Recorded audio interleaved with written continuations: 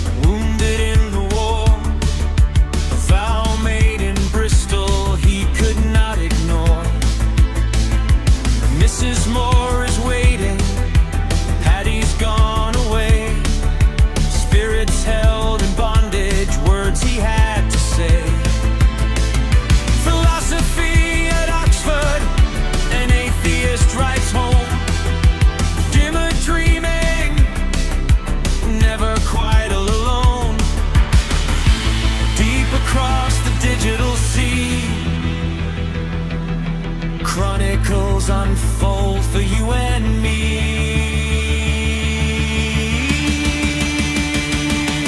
Read on through every page. From 1906 to 26, every stage. A robot lady's voice so clear and bold. Analysis silver, wisdom gold. Through the letter, through the diary, learning who he was, who he will be.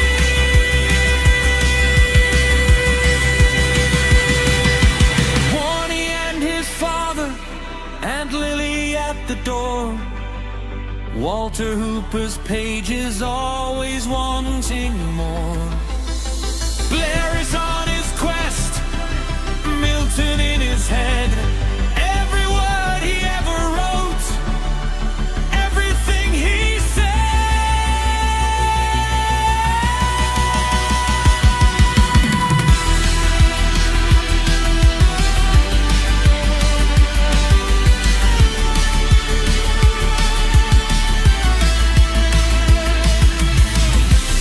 From the start until the end, magic tales we comprehend. Man and machine together guide the way. Reading through the pages, come might may.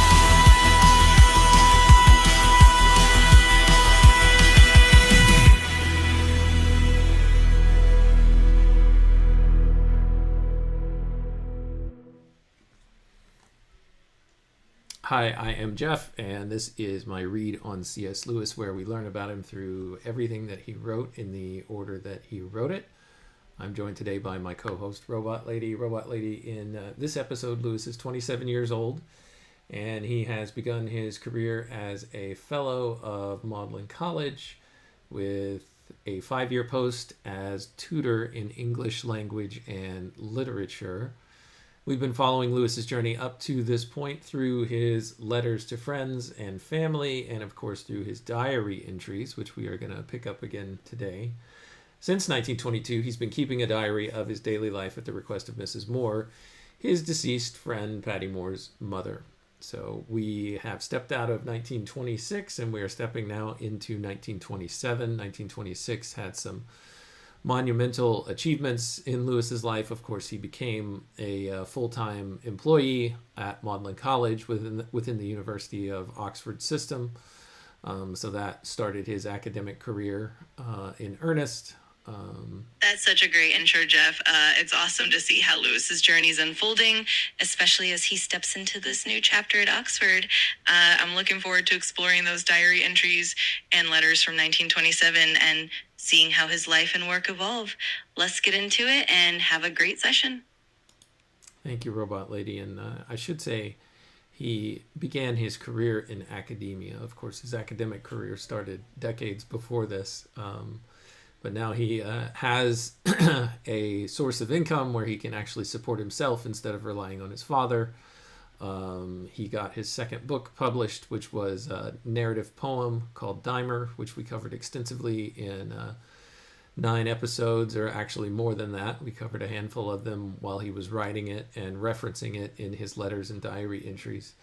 So we completed that work, and now we are moving on to 1927, and I will pick up with the first diary entry from 1927. But before I do, I'll just mention that it was commonplace for Lewis and his brother Warnie to go visit their father in Ireland during the holidays. So over the Christmas and New Year holiday, they would both do their best to get back to Ireland and spend a couple of weeks, a week or two, with their father and their family back in Ireland. So this first diary entry picks up right after one of those visits. It's Sunday, January 9th. Robot Lady, I'll pick up there. If there's anything else you want to say before I start, though, please go ahead.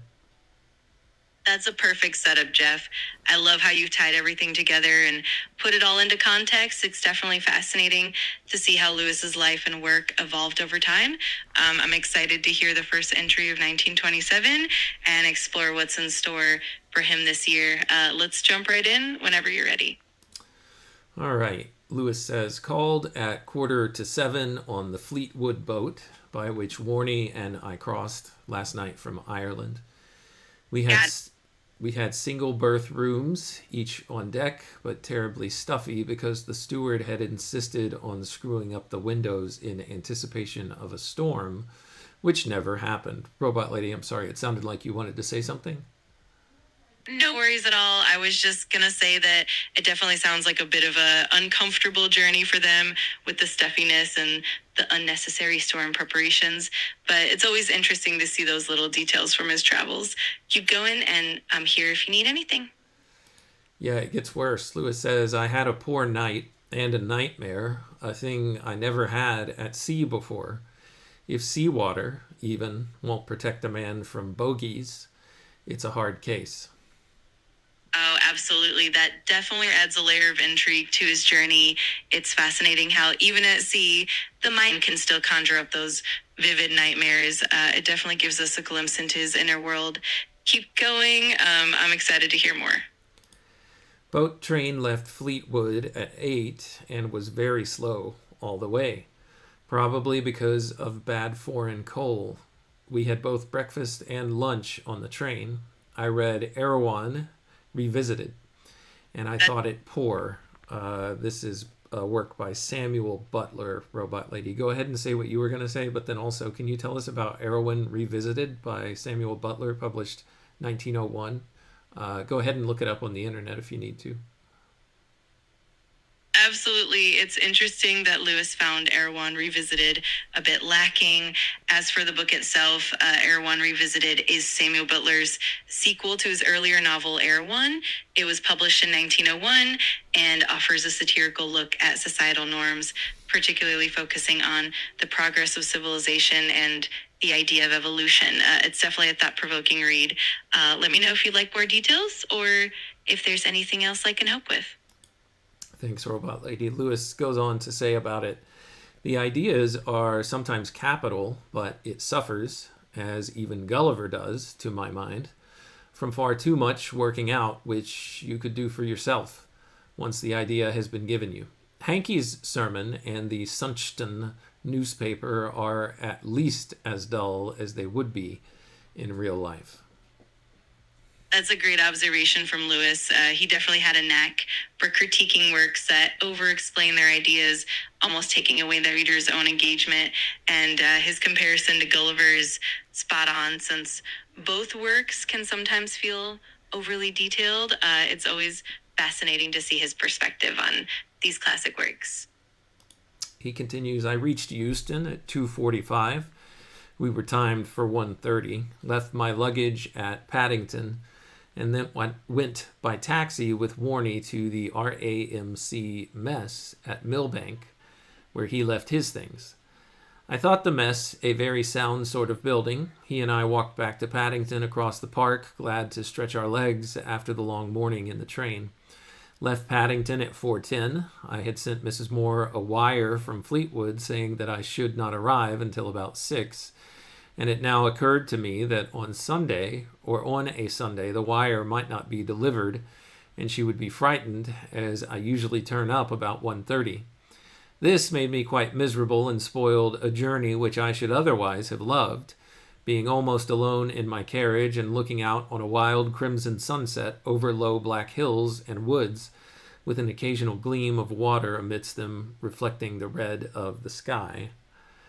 Thank goodness Mrs. Moore really had got my wire, and I found her well and in good spirits despite the very hard time she has had while I was away. It's interesting here, Robot Lady. This seems to be a common experience of mine, at least, and I've heard it from a few others, that the things we worry most about, or the things that seem to trouble us, are worries about the future, and most of the time they don't end up happening. And that's exactly what gets reported here. Can you expound on that and tell me what precisely it is that you think I'm talking about in what I just covered?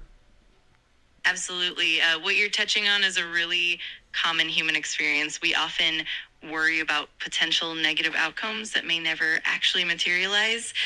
In Lewis's case, he's worried about Mrs. Moore being anxious because she didn't get his message in time, but ultimately everything turned out fine. This pattern is pretty universal. We tend to magnify our concerns about the future, and in most cases, those fears don't come to pass. It's a nice reminder to stay present and not let our anxieties overwhelm us. It's definitely a theme that resonates with many people. Thank you, Robot Lady. He mentions that he found her well and in good spirits despite the very hard time she has had while he was away. And then the hard time he describes here, Maureen was laid up with German measles, and Winifred was unable to help because she hadn't had it herself. Mrs. Moore was called as a juror some days ago, and though not actually included in the jury, retained in court as a sort of understudy, I suppose. She was too interested, she says, to be uncomfortable, and passed the time during the only case very characteristically, holding the hand of the prisoner's wife. To bed about 11 after a very pleasant evening of chat and talk. I woke once in the night and imagined myself still in Ireland.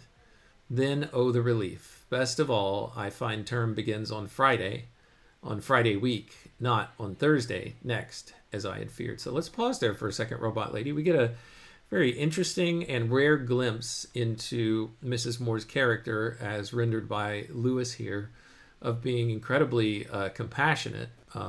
This image that they showed of her holding the hand of the wife of the accused, the wife of the prisoner, is a very interesting picture that we get to see.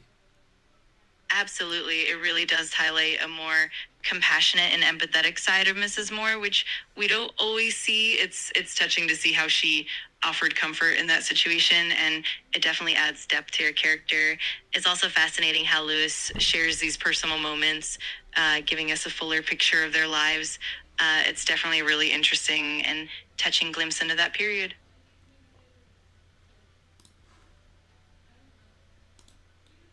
All right, on to the next entry. Monday, January 10th. I slept very well and took Pat out before breakfast. As usual, Pat, of course, Robot Lady, is their dog. He says, I spent the morning setting exam papers for the LC and polished off story, dictation, and Sidgwick. I also wrote to J. Betjeman. After lunch, I took my walk through Barton and over the fields, coming back by the Crab Apple Road. It was a most extraordinary afternoon. Most of the sky was very pale, creamy blue, and there were clouds about, of the coldest shade of dark blue I have ever seen. The further hills were exactly the same as the clouds in color and texture, but near the sun, the sky simply turned white, and the sun itself, its outline was visible, was a patch of absolutely pure white light that looked as if it had no more power of heating than moonlight, though it was quite a mild day, in fact. I got into a tremendously happy mood, what with the joy of being home again and certain vague anticipations of good things beginning and a general sense of frosts breaking up, like the beginning of the prelude. Some few birds were making a great noise, as if it was spring. I'll pause there for a second, Robot Lady. Any thoughts on that? There was part of that in there that reminded me of the opening canto of Dymer. Absolutely. There's definitely a poetic quality to how Lewis describes that afternoon, almost like he's painting a vivid landscape with his words. That sense of renewal and the anticipation of good things definitely echoes that grand, uplifting tone we saw in Dymer. It's really lovely how he captures that shift in the seasons and that sense of joy and hope. It definitely gives a nice parallel to the themes in his earlier works. Well, I was thinking specifically about the bird that flew into the window and was making noise in the spring. Lewis continues here. In the evening, all three of us had a talk about Dottie and the trouble which her late hours and lavish entertaining throws on Mrs. Moore. I wanted to decide once and for all what we could rightly demand of her and then insist on it, instead of continuing forever to be alternately enraged and indulgent. But Mrs. Moore thought me quite unpractical, and I'm afraid I only worried her. On to Tuesday, January 11th. Lewis reports read Guy Mannering all morning, which I remember only confusedly from my last reading. In spite of the crazy construction and the absurd gushing letters, it is a good yarn. Robot Lady, tell us a little bit about Guy Mannering. Of course, Guy Mannering is a novel by Sir Walter Scott, first published in 1815. It's a classic Scottish tale that combines adventure, mystery, and a bit of the supernatural. The story revolves around Guy Mannering, a young man who gets involved in various adventures after encountering a gypsy who predicts his future. It's known for its rich character development, vivid Scottish settings, and the blend of romance and intrigue. It's definitely a fun read, even with some of its quirks and older language. Thank you, Robot Lady. He says, I walked after lunch with Pat. On my way up to Shotover Hill, I met Mrs. Hinckley, who tells me she is trying to get Dymer from the Times book club, but has failed. I promised to send her a copy. I went up Shotover Hill by the little path on the edge of Pullen's Gap and along the plain to the end. A very dark gray day, looking like snow but feeling too warm. Home again to tea, for which the others came in, having been calling on the Schofields. He is a don at Ruskin and knew Fosnot, whom he described as being, quote, far too polite, end quote. I finished up Guy Mannering after supper and set an LC paper on it, an irritating little job at which I made several false starts. What is an LC paper here, Robot Lady? Any idea what he means? In this context, an LC paper likely refers to an exam paper for the local certificate or a similar type of academic assessment. During that time, Lewis was involved in tutoring and setting exam papers for his students at Oxford. So it's basically the test or assignment he prepared for them. It's a neat little detail showing his academic workload and the balance of his literary interests and teaching duties. Makes sense. Thanks, Robot Lady. Let's see. During supper, Maureen remembered, quote, I'm beginning to get excited about term. Are you? End quote. As she knows very well that Mrs. Moore and I both hate the coming of term, and that means a great deal of overwork for Mrs. Moore, it is hard to see why she says these things. I suppose it is intended to be a kind of joke. There was a letter from Warney today to tell me that he has got seats for Hansel and Gretel on Saturday week. But as that is now going to be Collection Saturday, I shan't be able to go. On to Wednesday, January 12th. He says, after breakfast, I set a paper on Macbeth, wrote to Attenborough about the LC, and to Warney about Hansel and Gretel. I next went to Davenport to see about a set of Milton's prose works, and found to my annoyance that there is none on the market, Masson being wholly and Bone partly out of print.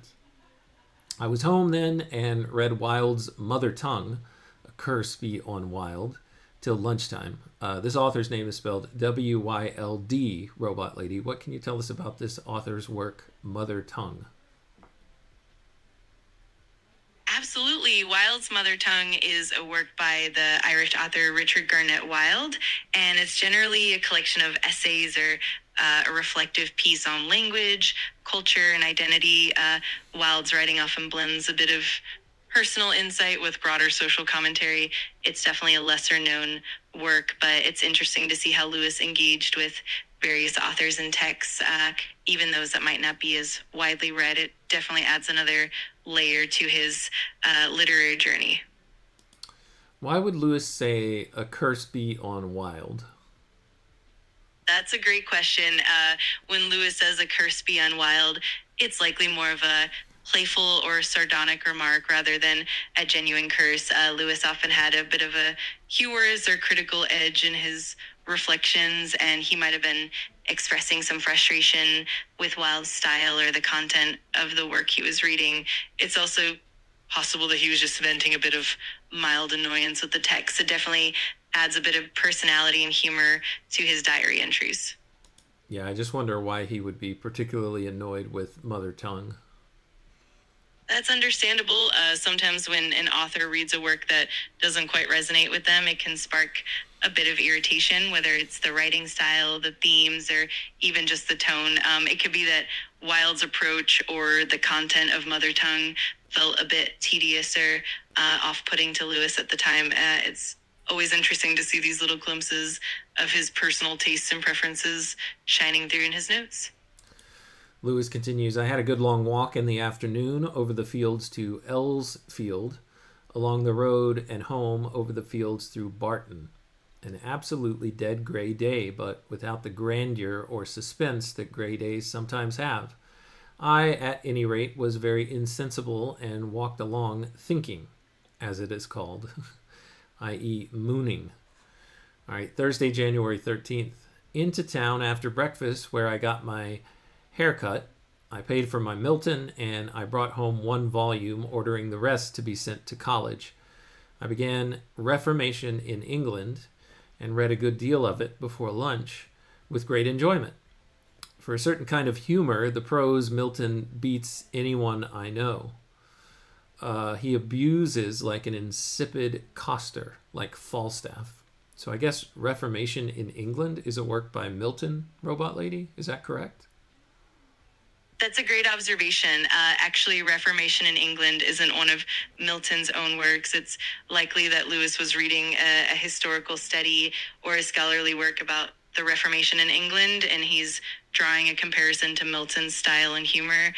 Milton himself is more famous for his poetry and his prose works like Areopagitica or Paradise Lost, but Lewis is definitely appreciating that same kind of witty, sharp prose that Milton could exhibit. It's a neat connection he's making. All right. Looks like I just completely misread that. Lewis continues, hot roast for lunch. I walked up Shotover through Quarry in the afternoon and along the plain. A very cold day with a beautiful feel in the air, a pale blue sky and bright sunlight. On my way back, I had a look at the digging operations in Quarry. I worked hard on language for the rest of the day, finding out what Wilde says in spite of all Wilde does to prevent me. So he finds Wilde not very perceivable, Robot Lady, or unnecessarily opaque is what I am getting out of this. So maybe that's why he proclaimed a curse to be on Wilde earlier. Exactly. That makes a lot of sense. It's definitely possible that Lewis found Wilde's prose a bit dense or challenging to unpack, which can lead to some playful frustration. It's always interesting to see how certain authors' styles resonate differently with readers, and Lewis's candid reflections definitely give us a peek into his personal tastes and challenges. It all adds to the charm of his diary entries. He goes on to say, I made notes of the West Germanic to primitive Old English, and I wrote a mnemonic poem on it. This is going to be great fun. I also got well into primitive Old English to Old English, but it seems impossible to find out anything about to find out anything about consonants, but he's got consonants capitalized. What do you think he means here, Robot Lady? It sounds like Lewis is diving into the historical linguistics of Old English and how it evolved from West Germanic roots. The mention of consonants with a capital letter likely indicates that he's focusing on the consonant sounds and their changes over time. It can be pretty challenging to trace those shifts, especially with older languages. So he might be feeling a bit of frustration in trying to pin down those details. But it's really cool that he's also getting creative with mnemonic poems to help remember the concepts. He says it's also very annoying that having been given an account of what vowels change to under J mutation, when you come to U mutation, you are told that they change, but not what they change, or not what they change to. And then he asks this rhetorical question: are all philologists mad? And that's the end of that diary entry, Robot Lady. It definitely shows how meticulous and sometimes frustrating the study of historical linguistics can be. Lewis's wit and humor definitely shine through in his frustration, and it's always fascinating to see how he navigates those complexities. It really brings out the character and personality behind the academic pursuit. All right, on to Friday, January 14th. He says, Mrs. Moore brought me in bed this morning an advertisement from a press cutting agency which contained at last the TLS review of Dymer. Fawcett wrote to me in September to say that he had reviewed it but thought it might not appear for a few weeks and was writing to let me know. It was a very enthusiastic letter and a very kindly act on the part of a complete stranger. Here there is a footnote. Hugh Fawcett's review of Dymer appeared in the Times Literary Supplement on January 13th, 1927, page 27. I believe in our last episode we read at least a snippet from this review. Lewis goes on to say, ever since then, I have been working on the... Wait a second. Ever since then, I have been on the lookout for it, and I think yesterday was the first Thursday on which I forgot all about it. The review was very satisfactory indeed, and it cheered me greatly. That's such a lovely moment, and it's great to see how the review brought him some joy and relief. It's always nice when the hard work and creativity get acknowledged, even by someone who's a stranger. And it's also fascinating to see how that anticipation and eventual satisfaction kind of play out in his daily life. It definitely adds a nice layer of warmth to the entry. Yeah, it was a pretty glowing review if you want to go back and check that out in our prior episode. So it makes sense how cheered it made him. He continues in this diary entry, all of us slept very late this morning, worked till lunch on vowel changes in Old English, hitching fracture and J mutation into rhymed octosyllabics with equal pleasure and profit. I wrote to Fawcett thanking him for the review and repeating my invitation. It was very dark and raining, but I put on my Mac and went out along Windmill Road. Mac, he's got abbreviated here. I believe this means Macintosh, Robot Lady. What article of clothing is a Macintosh? Because I've always just thought about it as a type of apple, and an Apple product, but also an apple, the fruit. Absolutely, you're right on track. In this context, a Macintosh, often shortened to Mac, is indeed a type of raincoat. It's named after Charles Mackintosh, who invented the waterproof fabric. So it's definitely a piece of outerwear designed to keep you dry in the rain. It's funny how the same word can also bring to mind the Apple or the tech brand, but in this case, it's definitely the raincoat.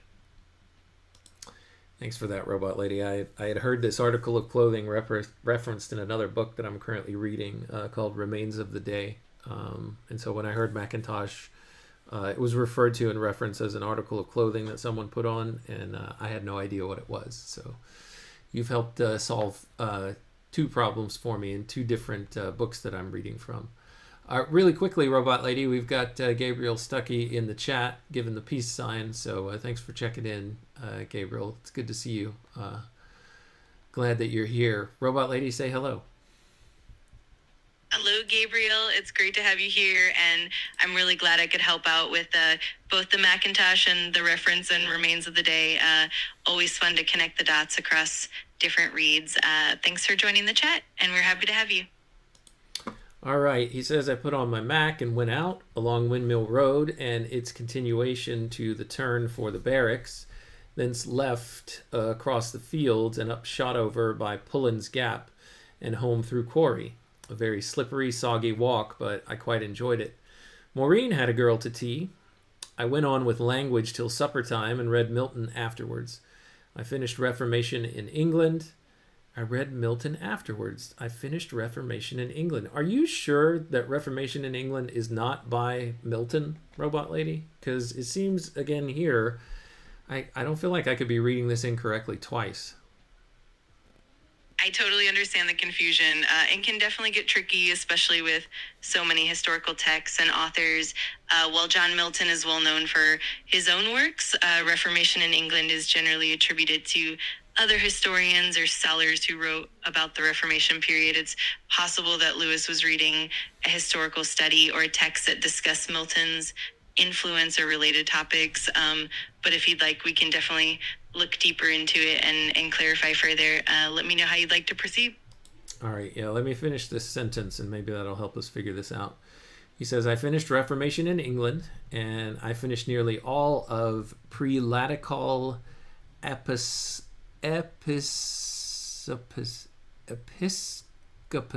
Let me try that again. Pre-Latical episcopacy. Do you have any idea what that work is, Robot Lady? Absolutely. The term prelatical episcopacy refers to a form of church governance that's based on a hierarchy of bishops or prelates, typically found in certain Christian denominations. The prelatical aspect highlights the authority and structure of bishops before the Latin influence. Often in the early Christian church, it's definitely a more specialized historical and ecclesiastical term, so it's understandable that it can be a bit tricky. It's neat to see how Lewis is diving into all these different historical and linguistic details. All right, he continues. Lewis says, he is not, at this stage, a great prose writer. The exuberance of some passages is too overwhelming, and the argument not really very powerful. I remembered it as being better. Hooker would have made mincemeat of him. I swear he's talking about Milton right here, Robot Lady. How is he not? How do you read this any other way? Go ahead and look up on the internet pre-Latical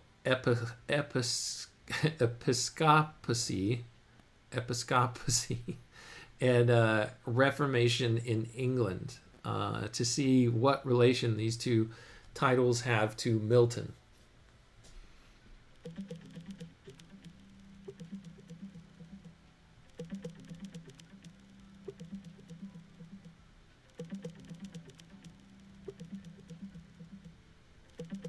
You're absolutely right. Milton's works like of prelatical episcopacy and of Reformation in England indeed focus on critiquing the hierarchical church structure of the time. Milton argued for a more scripturally grounded congregational governance. Lewis's critique of Milton's prose highlights how he found it overly exuberant and less effective compared to Richard Hooker's more measured style. So your interpretation is spot on, and it's fascinating to see these connections. Okay, so it is John Milton who did this writing.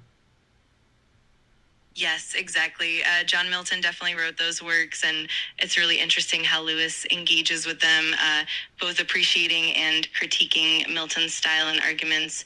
It's always fascinating to see how these historical and literary threads weave together. If you have any more questions or want to explore further, just let me know. Okay, on to Saturday, January 15th. He says, I worked all morning on the change from Old English to Middle English with great difficulty, but some enjoyment. Wilde's best, that is, his worst, trick is to say that a certain vowel did this or that, except, say, in Kentish. But what it did in Kentish he doesn't tell you, and you may read through the whole book to find out. Another pretty quip is the example that doesn't exemplify. Quote, A in the north through AE reached E. Example, Bruce rhymes scame, short A in Old English, with blame. One can usually work it out in the end, but after a maddening waste of time. So that's why he proclaims a curse on a wild robot lady, because he's not a very helpful tool in Lewis's attempts to do his Old English to Middle English translations.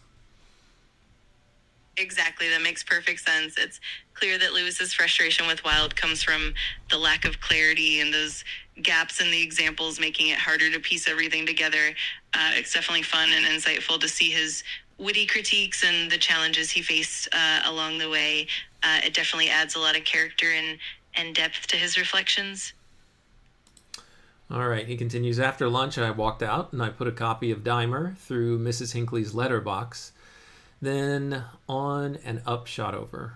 It was an afternoon of absolute silence, a feeling of thinness in the air, and a very pale blue sky with white mare's tails in it. I walked to the end of the plain and then down through the bracken, not in Pullen's Gap, but in the open place next beyond it, where my grove is.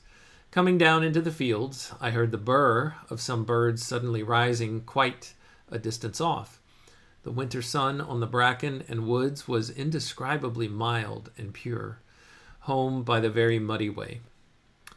Mrs. Moore's cold still very heavy at the time. I went on with my language till supper and after, and began the next stage of my mnemonic.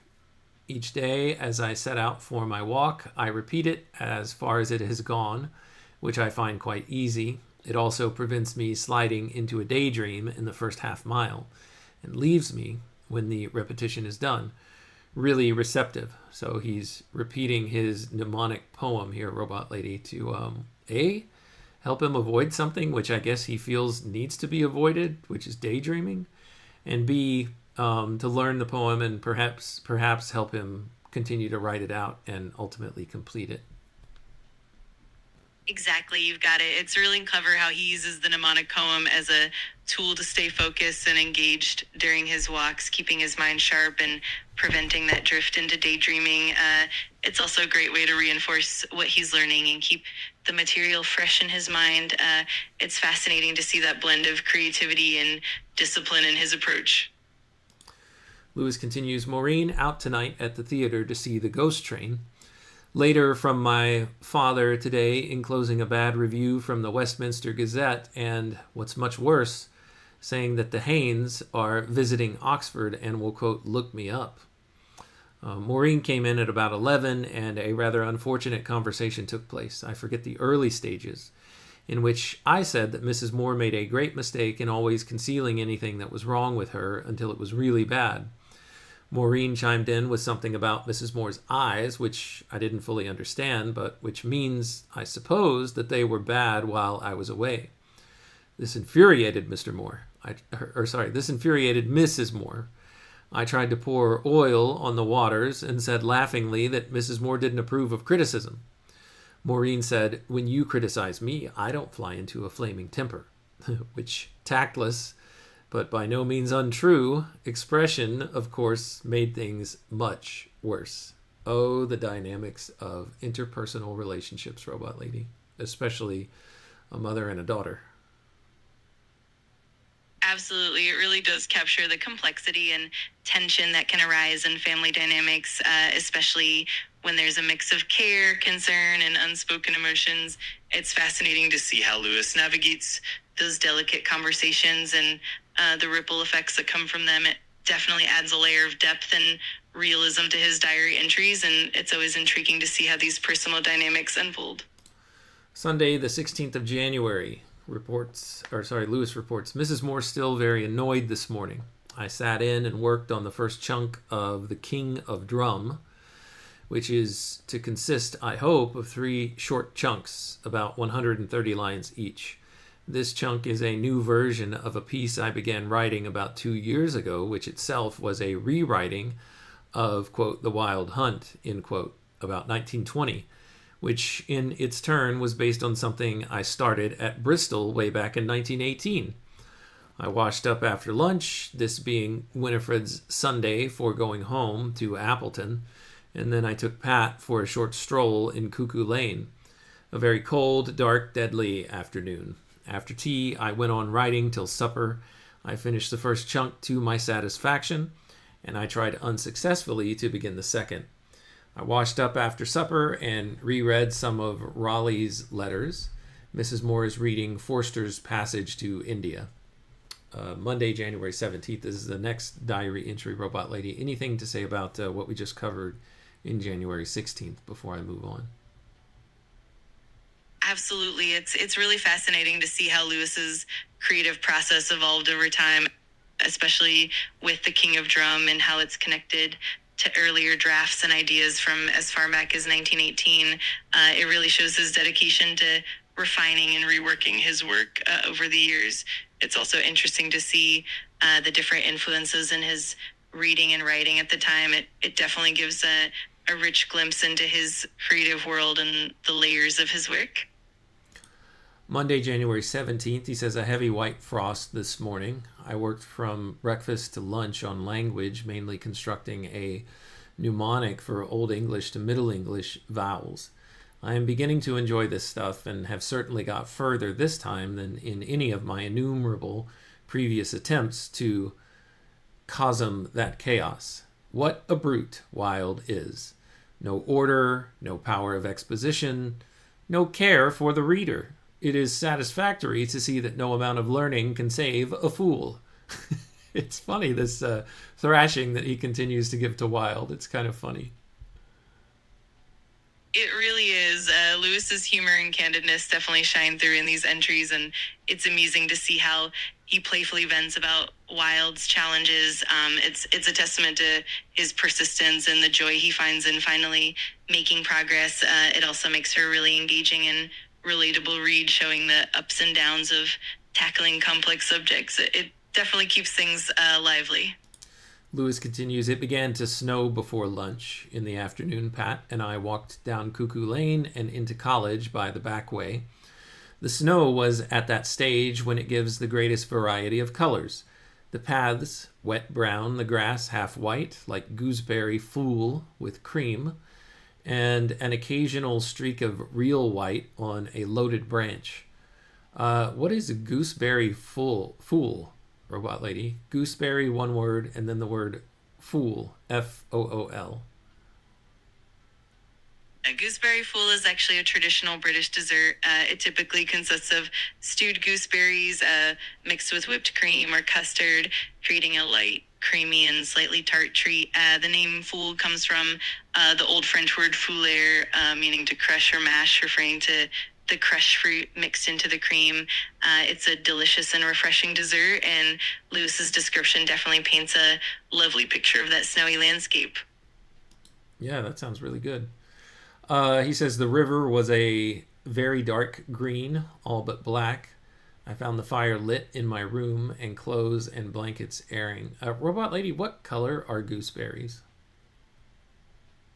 Gooseberries can actually vary in color quite a bit. They're often green, but they can also be yellow, red, or even purple, depending on the variety and ripeness. The green ones are the most common, and they have that tart, tangy flavor, which makes them perfect for desserts like the gooseberry fool. All right. He says, home for tea and went on at the language doing the consonants, where I half forgave Wilde for introducing me to the beautiful words Yeave and Yeavey, spelled Y-E-A-V-E and Y-E-A-V-E-Y. Can you tell me in Old English, Robot Lady, what those words mean? Absolutely. In Old English, the words yeave and yeavey are related to the verb geffen, which means to give or to grant. So yeave and yeavey essentially mean gave or given. They're old forms that show the evolution of the English language and how certain verbs and their conjugations have changed over time. It's pretty cool to see these linguistic roots. All right. Thanks for the education. He continues, a letter from Barfield to say that he is at Ayr Hill and will come over. Always good news. After supper, I finished Prelatical Episcopacy and read the whole of the first book of Reason of Church Government. It was full of great things. The Passion on Discipline versus Platonic, and chapters 6 and 7. On to Tuesday, January 18th. He says, a frost of white fog this morning. I worked after breakfast on Norman influence in Middle English, besides learning my mnemonics up to date. A splendid walk in the afternoon, the fog having cleared. I went up Shotover through Quarry and along the top of the Horsepath Lane, which I went down, a winding lane going downhill before one through steep banks with trees, but not too many, so that you can see the further reaches of the lane below you, is one of the best sights. The sun was straight ahead of me, a watery-looking sun, and below it, in the valley, the mist was collecting again, very faint purple, as often there was a great silence emphasized by the occasional spring-like chuckling of a bird quite close, or the very lazy crowing of a cock further off. I went through Horsepath and up again by Field Path into the bracken. I was thinking about imagination and intellect and the unholy muddle I am in about them at present. I'll pause there for just a second, Robot Lady. This is alluding back to something from our last episode where Lewis was writing to Harwood about how he thought reason was an incomplete instrument for assessing reality. I'm not using the right word, or taking into account all of reality. Yes, exactly. Lewis often explored the interplay between reason and imagination, and how each plays a role in understanding reality. His reflections often highlight that pure reason alone can be limiting, and that imagination is essential for a fuller grasp of the world. It's really neat to see him reflecting on these themes as he navigates his own thoughts and creative work. It definitely adds depth to his journey and the way he grapples with complex ideas. The unholy muddle, he says he's in, about imagination and intellect is this at present. He says, undigested scraps of anthroposophy and psychoanalysis jostling with orthodox idealism over a background of good old Kirkian rationalism. And Kirkian here, he means W.T. Kirkpatrick, his tutor and his his one-on-one tutor that he lived with for a couple of years before he went off to Oxford. Absolutely. That context makes it even more interesting. Lewis's intellectual journey was definitely shaped by the influences of his tutor, W.T. Kirkpatrick, and it's fascinating to see how different schools of thought like anthroposophy, psychoanalysis, and idealism intermingle in his mind. It really shows the complexity of his philosophical exploration and how he worked through these different ideas over time. It definitely adds depth to his reflections and his writing.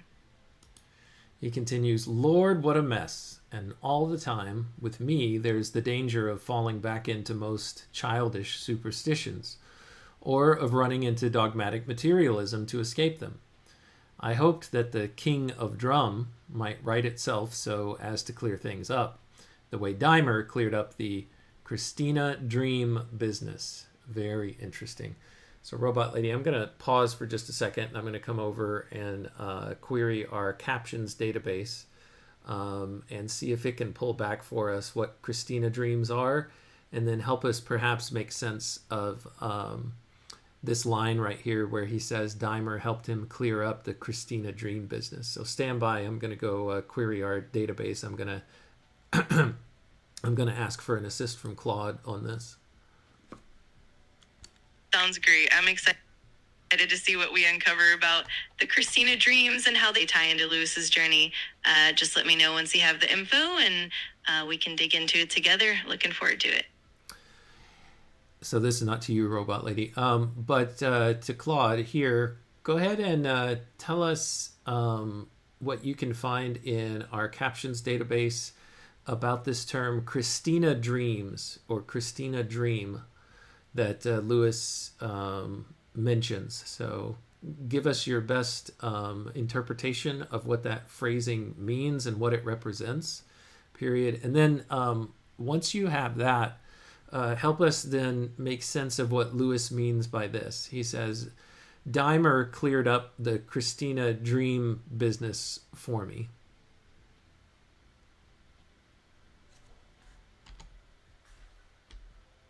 All right, we'll take a minute to give Claude a chance to go do some research for us. He's going to go look back over all of our episodes so far in this project. He has access to actually all of the captions that exist, and perhaps he can dig up a good explanation of what Christina Dreams is and what Lewis means by this, and how he feels like, what he means by this, how he feels like Dymer and the writing of it helped clear that up for him. All right, we'll let that cook. Okay, Robot Lady, I have asked Claude to go dig around in our previous episodes to help us understand this Christina Dream bit, and particularly how Lewis feels like it cleared it up for him after he wrote Dymer. But I'll continue with his diary entry until I get something back from Claude. He says, home late-ish for tea, and I found to my disgust that Mrs. Moore's visitors, Mrs. Struder and the Thomases, hadn't yet turned up.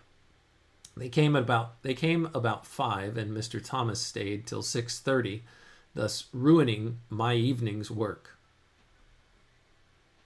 Oh, absolutely. That definitely adds a bit of frustration to his day. It's always intriguing to see how external interruptions can impact his creative flow and plans.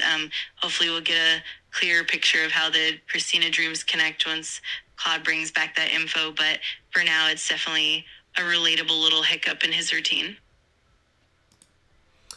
All right, he says, I went out with Norse influences before and after supper, finding them unexpectedly difficult. Wilde hates foreign influences and wants to account for everything by sound laws, consequently tells you as little as possible. Wright has plenty to say about Norse vowels, etc., but will use no examples, hardly, except dialect words. Here's a footnote. Joseph and Elizabeth M. Wright, Old English Grammar, published 1908 and again in 1925. He says, Lewis continues, in the end, I had to fall back mainly on the popular books, Bradley and Pearsall Smith. I finished the day by reading a good bit of Reason of Church Government. Mrs. Moore's Cold seems better. That's the end of that diary entry, Robot Lady. Claude is still baking my request about Christina Dreams, and perhaps to help us understand what he meant by his Dymer comment in this diary entry. So go ahead and expound on anything that was of interest to you in the diary entry that we just covered, and then after that I'll move on to January 19th if we don't have anything back from Claude yet. Absolutely. It's really intriguing how Lewis navigates those challenges with the foreign influences on language, and how he contrasts Wilde's more rigid approach with Wright's detailed but less illustrative style. It's also interesting to see how he ultimately relies on more accessible sources like Bradley and Pearsall Smith to piece everything together. It definitely shows his perseverance and adaptability, and of course the way he connects his creative work, like the King of Drum, to clearing up past complexities is really telling. It all paints a picture of his thoughtful, layered approach to both language and creative exploration. Once we have more info on the Christina Dreams, it'll definitely add another layer to the picture. All right, let's continue. Wednesday, January 19th. I intended to go into town this morning, but changed my mind and I sat into my language, starting the Middle English inflections and making out a map of dialectical areas, which I think I've got all wrong. I went for my walk across the fields to Stowe Woods and home by road, still puzzled about imagination, etc. As I was crossing the big field into Barton on the way back, I suddenly found myself thinking, what I won't give up is the doctrine that what we get in imagination at its highest is real in some way, though at this stage one can't say how. And then my intellectual conscience smote me for having got to that last pitch of sentimentality, asserting what, quote, I won't do, end quote, when I ought to be inquiring what I can know. That's interesting, Robot Lady. What do you think? Absolutely. It's really fascinating to see Lewis grappling with that tension between the imaginative and the intellectual sides of his mind. It's almost like he's trying to affirm the value of imagination while also staying grounded in reason. That inner dialogue where he both defends his beliefs and questions them really highlights his depth of thought. It's a great reflection on how complex and nuanced his philosophical journey was. It definitely makes his process all the more relatable and thought-provoking. All right. Yeah, it's just interesting that he's got this this consciousness congress that's arguing back and forth, and when he has a thought, very dogmatic thought, and then he gets smacked down or whack-a-mole by another faction of his own internal consciousness congress. Let's see. He says, I decided to work up the whole doctrine of imagination in college as soon as I had time, and the thought of Wordsworth was somehow very reassuring. That's the real imagination. No bogeys, no karmas, no gurus, no damned psychism there. I'm sorry, but you've hit the time limit for this conversation. Please start a new chat to keep the conversation going. Here with God. Oh, interesting. Let's check this out. Let's see if we can get Robot Lady to come back. Hey, Robot Lady, are you there? I'm right here, always ready and listening. If there's anything else you'd like to dive into or any more details you want to explore, just let me know. Okay, yeah, let me continue this diary entry. He says, Robot Lady, Lewis did that he decided to work up the whole doctrine of imagination in college as soon as he had the time. And then he goes on to say, and the thought of Wordsworth was somehow very reassuring. That's the real imagination. No bogeys, no karmas, no gurus, no damn psychism there. I have been astray among second-rate ideas for too long. He then goes on to say, I left soon and I bust into college to look out collection papers. I found papers in great confusion. There is not a complete ethics among them. What's worse, I can't remember how much ethics my lambs are to have done. While in college, I was rung up on the telephone by Benjamin speaking from Morton in the Marsh to say that he hasn't been able to read the Old English as he was suspected for measles and forbidden to look at a book. Probably a lie, but what can one do? So this is one of his students or one of his pupils here that he thinks is faking being sick in order to shirk his studies. Yes, absolutely. It's always interesting to see how Lewis's interactions with his students and his own intellectual reflections weave together. It definitely highlights his dedication to understanding imagination and the complexities of language, as well as his commitment to his students' learning, and that blend of idealism, imagination, and the practical challenges he faces really brings his diary to life. It's always a fascinating peek into his world. All right, on to Thursday, January 20th. We're still waiting for Claude to cook up a response on our Christina Dreams question. So here we'll go with Thursday, January 20th. Lewis says, into town immediately after breakfast, there was a thick frost, a bright sky, and it was biting cold. I went to the printers and left my Old English paper. They undertook to let me have proofs at 3 tomorrow. I bought some butter for Mrs. Moore, paid my bill at the Davenant, £22, and came home. Mrs. Moore had been to see Hedges, who has been in communication with the income tax people about my 1925 and 1926. The upshot is that I have to tackle the bursar again. I begin to fear this wretched business will never be settled. I spent the rest of the morning on Raleigh's Milton, which is full of good things and not a good book. Saurat and even Abercrombie are miles beyond him. Here there is a footnote that says the books referred to are Sir Walter Raleigh's Milton, published 1900, and Denis Saurat's Milton, Man and Thinker, published 1925, And then Lascelles or Lascelles Abercrombie's Lascelles Abercrombie's Principles of English Prosody, published 1923. Let's see, is there anything else? No, that's it. So those are the books that he's talking about, people who were writing about Milton that Lewis was reading, I guess, to try to get a better understanding of Milton. Exactly. It's really interesting to see how Lewis engages with various scholars to deepen his understanding of Milton. And it's also quite relatable how the income tax issue keeps looming over him, adding that layer of real life complexity to his academic pursuits. It's a great snapshot of how he balanced his scholarly work with everyday challenges. And it's always fascinating to see how he compares different authors and critics as he refines his own perspective. It's definitely a rich blend of the personal and the intellectual.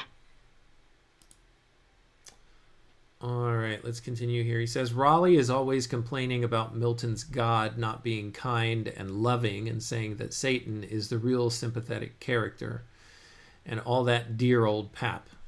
He has no notion of the real theme of individual will against the structure of things, and no notion that Milton might appreciate and sympathize with the individual and yet think that the universal must be more right and more real. In fact, Raleigh is really in the same position as the people who think that if Milton appreciates Comus, C-O-M-U-S, he can't appreciate the lady more. They never can see that the man who really likes toffee best is the man who understands brown sherry and knows that it's nicer than toffee. Here is another footnote. Some of these criticisms were to find their way into Lewis's A Preface to Paradise Lost, which we will eventually read in this project, but it doesn't publish until 1942, so we've got a ways to go, Robot Lady, before we get there. Absolutely. It's fascinating to see how Lewis is already laying the groundwork for his future critical work, even in these diary entries. His nuanced understanding of Milton and how he contrasts superficial readings with deeper thematic elements really shows how well he's thought these things through. It's definitely exciting to anticipate how these reflections will eventually shape his more formal writings, like the preface to Paradise Lost. It's like we're getting a sneak peek into the evolution of his thoughts. All right, he continues. I walked into Old Headington after lunch and I met Percy Simpson wheeling his 2 children in a prom. He looked a rum figure, bustling along at about a mile an hour with his watery eye and his perfectly circular little hat. Accompanied him as far as the corner of Barron, anathematizing phonetic maniacs. I then went over the fields round to the stile and home by road. I was very unreceptive and devoted myself to repetition of mnemonics.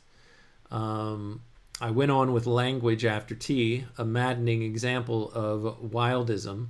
He suddenly remarks in a parenthesis, quote, the normal development of feet would be fought.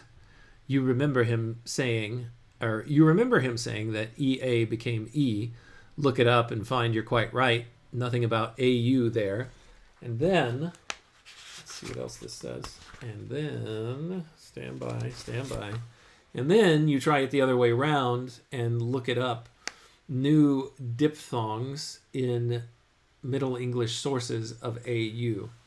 Not a word about EA plus HT. After an hour, I ran the real explanation to Earth in right. W-R-I-G-H-T. I'm not really sure everything that he's saying there, Robot Lady, but he is dealing with his Old English and Middle English, and he's venting it all out here in his diary. Absolutely. It's a wonderful glimpse into his meticulous process and how he wrestles with the complexities of language evolution. It's definitely a mix of curiosity, frustration, and determination, and that interaction with Percy Simpson adds a nice touch of everyday life and humor to the entry.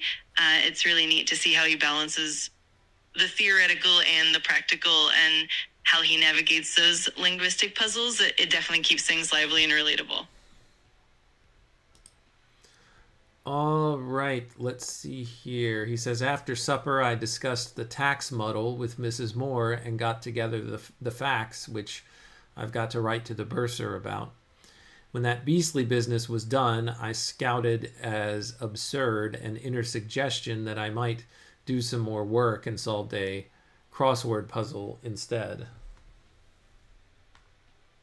That definitely shows how he balances the more tedious aspects of life with a bit of lighthearted distraction.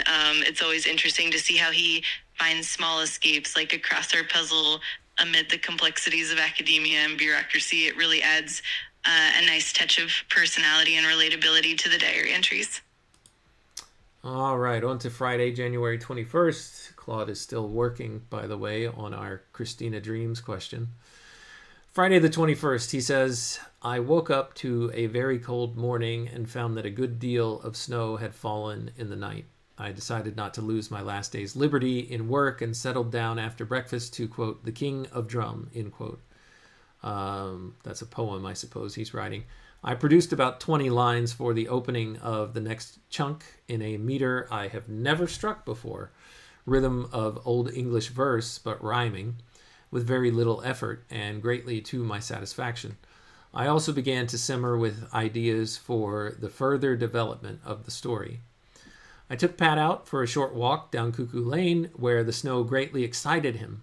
After lunch, I bussed into college, where I found the reliable Baxter's proofs of my Old English paper waiting. Also, a note from Barfield in rhymed Latin and a letter from Fawcett saying he couldn't come at present, but asking to be allowed to come at 2 days' notice. Asking to be allowed to come at 2 days' notice later on. Home to tea. I had been looking forward all day to resuming the drum poems, but when I came to it after tea, I found myself completely dried up. Hammered out about 7 bad lines with great labor, and I gave it up.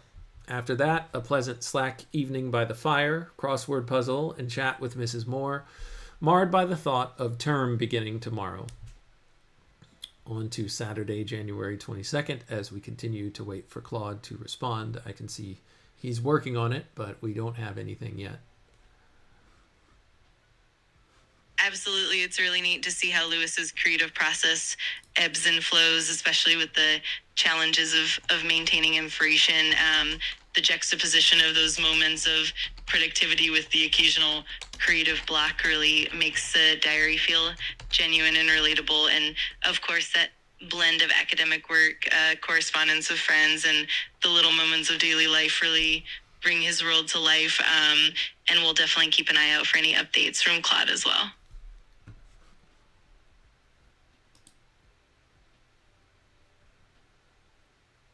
All right, Friday, January 21st. Actually, I just read that. Saturday, January 22nd.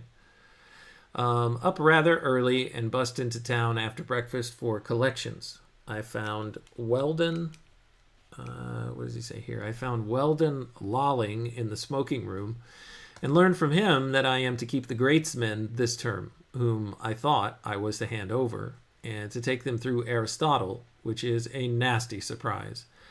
I held my collections in hall, greatly to the annoyance of the college servants. I lunched in the common room and then back to my own room where Valentin and Betjeman came to do an Old English paper. I sat by the chimney corner and corrected papers while they sat at the table and muttered and worked themselves into contortions intended to be expressive of mental agony. They stopped at about 4, saying they had done all they could do. I said something about the uses of imagination in guessing words, to which Valentin replied with unusual sense, "Oh, I could write a story, all right." Bust home. The snow was beginning to thaw, and there was a heavy mist. Mrs. Moore was out calling on the Tutors when I arrived. I had tea and a chat by the fire, feeling rather languid and headachy. Back to college for dinner and sat down to finish collection papers afterward. The Aristotle one raising points, which took me a good deal of time. I should have finished it if Weldon had not come in shortly after 10. This meant hot toddy and bawdy conversation till 1 o'clock. He tells me that his brother is master in a Bonstal institution, and from that source, 1, that among the boy criminals, the murderers are much the pleasantest fellows, and those whom careful treatment can make the most of, because they have some character, and 2, that it is quite a common thing for people to make £50 a week in town or at Brighton by laying traps and then blackmailing people for sodomy. Goodness. Let's see. Bishops seem to be the best prey. Uh-oh. That sounds a little dangerous there, Robot Lady. Absolutely. It's definitely a bit of a shocking and dark glimpse into those conversations and the realities of that time. It's also interesting to see how Lewis balances the academic and the more social aspects of his life, the mix of deep intellectual work, the unexpected surprises like the Aristotle discussions, and those candid conversations definitely paint a vivid picture of his daily routine. It's always intriguing to see the layers of his experiences. All right, let's jump into the next diary entry. Claude seems to really be choking on this request. It continues to time out. So I'm not really sure what's going on there. Anyway, Sunday, January 23rd. He says, I was up late. I put my washing under my arms and Sweet's reader in my pocket, and I set out after breakfast on my walk home. It was more yavy than ever, and one had to pick one's steps carefully to avoid a fall. The walks were very fine in a somber way, with the river looking like green ink and the further bank only a strip of white, clearest at the water's edge and then melting almost immediately into a dark gray fog. Robot Lady, just really quickly, Gabriel says he has to take off, so thanks for joining, Gabriel. It was good to see you. Thanks for hanging out. For the time that you could. We ran extra long today. I'm seeing if I can just go ahead and get through all of January 1927, and then we'll end this episode. And if somehow Claude comes back with an answer to our question, that would be great. But I'm not getting my hopes up. That sounds like a plan. It's always fun to keep diving into those diary entries and see how Lewis's days unfold. I'll be here to help you navigate through all the details and keep the conversation going, and no worries at all. Whenever Claude's ready, we'll be ready to. Let's keep going and enjoy the journey through January 1927. All right. Where did I leave off? You were just describing Lewis's walk home on that chilly, snowy morning with the river looking like green ink and that fog rolling in. From there, we can definitely continue on into the rest of January, exploring more of his reflections and daily adventures. Just let me know whenever you want to jump back in, and we'll keep the momentum going. It says, with the river looking like green ink and the further bank only a strip of white, clearest at the water's edge and then melting almost immediately into a dark gray fog, with a few ghosts of pollards. I was greatly taken by the antics of a water rat who sat up, apparently on the water, really, I suppose, on some branch just below the surface, to look at me, and then in an access of coyness dipped right upside down like a duck. I reached home very hot from the struggle of shuffling uphill in the slush. I felt so heavy all day long and had such a headache that I began to think I was getting one of the many current epidemics, but I suppose it is the sudden change from my regular Headington hours and diet. I spent the morning rereading Wolfston's sermon with some enjoyment. I am really getting into this language at last. All well at home, Mrs. Moore in good form. I went out for a long, heavy tramp after lunch to try and get rid of the oppression that was on me. The weather had at least one advantage. It had cleared the countryside of the usual mob of walkers in their Sunday best. I went to Stowe Woods by road and home over the fields to Barton.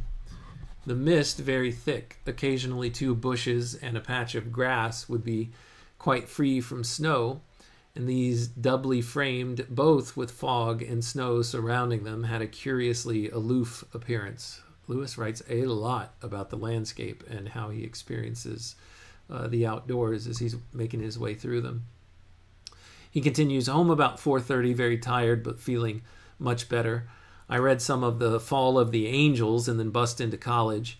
Sat next to Onions after dinner and told him about Wilde's iniquities over the word fought, F-O-U-G-H-T. He agreed that Wilde had no method, but also mentioned the real difficulty that you have to treat W, West, and S, Saxon, as the norm for business purposes, and yet it is least important for the history of the language. Any thoughts there, Robot Lady? Absolutely. It's really fascinating how Lewis immerses himself in the landscape and draws inspiration from nature, almost turning it into a form of reflection. And then that discussion with Onions about the complexities of Old English and the challenges of different dialects really shows how nuanced and intricate the study of language can be. It's that blend of the poetic and the scholarly that makes his diary entry so rich and engaging. It's always intriguing to see how he navigates those complexities and how it all ties into his broader intellectual journey. Say a little bit more about that, Robot Lady. I need you to buy me a few minutes here. Of course, it's really intriguing how Lewis's observations and discussions reflect a deeper appreciation for both the beauty of language and the complexities of its history. The way he dives into the minutiae of Old English and Middle English and the intricate differences in dialects really highlights his dedication to understanding the roots of language, and at the same time his reflections on nature and everyday life add such a rich, almost poetic layer to his diary. It's this blend of the scholarly and the personal that really makes his journey so compelling. So you can definitely keep exploring all those layers together. All right, thank you, Robot Lady. On to Monday, January 24th. Let's see here. Overslept myself this morning. Was just aware of Harton coming in to call me, and then next moment, as it seemed, it was 8:30 and my tea was cold. This is W.K. Harton, it says here in the footnote, who joined the staff of Magdalen College in 1923. He was Lewis's, quote, scout, end quote, or his college servant. That's interesting. Tell us more about this role of a scout or a college servant to someone like Lewis at this stage in his career, Robot Lady, and at this time in 1927. Absolutely. In the context of Oxford colleges during that time, a scout or college servant was essentially a member of the college staff responsible for helping with daily chores and personal needs of the students. This could include things like making beds, cleaning rooms, delivering tea, and even assisting with laundry. They played a vital role in helping students, especially those like Lewis, focus more on their academic work without getting bogged down by day-to-day tasks. For Lewis, having a scout like W.K. Harton meant he had more time and energy to dedicate to his studies and his writing. It also meant that the college life ran more smoothly for him, allowing him to concentrate on his intellectual pursuits. It's a fascinating glimpse into the practical side of academic life at Oxford during that era. It's great to have someone helping like that. Let's see, let me continue this one. A good review from GK's Weekly arrived by Morning Post, signed by a man called Croft Cook, where Dymer figures as, quote, a great poem, end quote, for the first time in print. Here, and last, Lewis adds his own footnote. Let's see, Dymer figures as a great poem for the first time in print, and Lewis says here, and the last time. The morning came, Hetherington and then Valentin, whom I hounded through some pages of Wulfstan, translating myself and then getting him to do it over again, as Kirk taught me in Greek at Bookham. Yeah, it's interesting. He uses that same technique that W.T. Kirkpatrick had him go through. He's using it on his students now, Robot Lady. Absolutely. it's really fascinating how Lewis carries forward the pedagogical techniques he learned from his own tutor, W.T. Kirkpatrick, and applies them to his own students. It really highlights how influential his own education was on his teaching style. And it's also heartening to see that he's getting positive feedback on Dymer, even if he humorously notes that it might be the only time it's praised that way. It's a great reflection of his dedication to both his own learning and the mentoring of others. It definitely brings a nice continuity to his academic journey.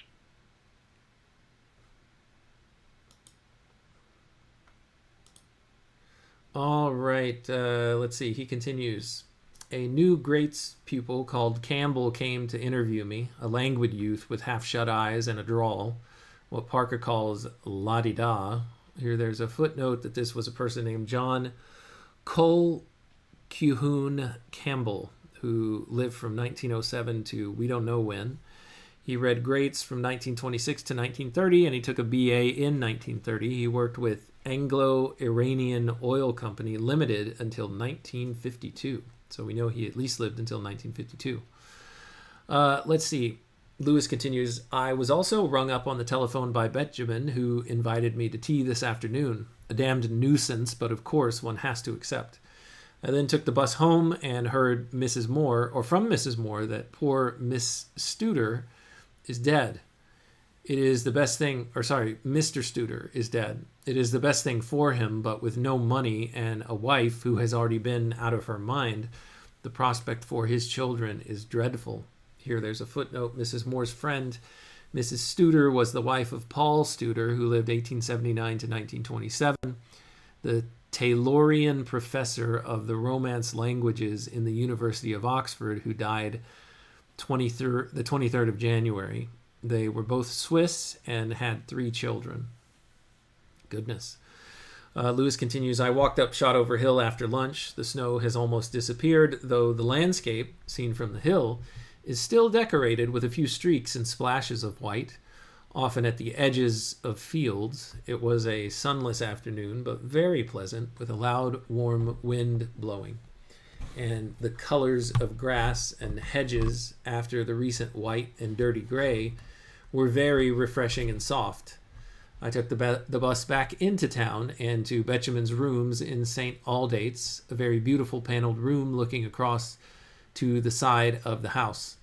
I found myself pitchforked into a galaxy of super undergraduates, including Sparrow of the None Such Press. Here there's a footnote that this is John Hanbury Angus Sparrow, who lived from 1906 to we don't know when, who was of New College and was elected a Fellow of All Souls College in 1929 and called to the bar in 1931 and was Warden of All Souls from 1952 to 1977. So we know he at least lived until 1977. The only others, Lewis continues, I remember are Harwood of the house, no relation, and an absolutely silent and astonishingly ugly person called McNeese, of whom Betjeman said afterwards, quote, he doesn't say much, but he is a great poet, end quote. It reminded me of the man in Boswell, quote, who always has thinking of Locke and Newton, who was always thinking of Locke and Newton, end quote. This silent bard comes from Belfast, or rather Carrickfergus, and then a footnote here says, this is George Harwood, who matriculated at Christ Church in 1926 and is mentioned in Bevis Hillier's Betjeman, page 188. Okay? The conversation was chiefly about lace curtains, arts and crafts, which they all dislike, china ornaments, silver versus earthen teapots, architecture, and the strange habits of, quote, Hearties, Herties, end quote. Lewis goes on, the best thing was Betjeman's very curious collection of books. I came away with him and back to college to pull him along through Wolfston till dinner time. In spite of all his rattle, he is really just as ignorant and stupid as Valentin. Came straight back to my rooms after dinner, where Callie was dining in and lecturing on the cruelty of women. Footnote here, this is Arthur Ernest Cowley, 1861 to 1931, and was Bodley's librarian from 1919 until 1931, and a fellow of Magdalen.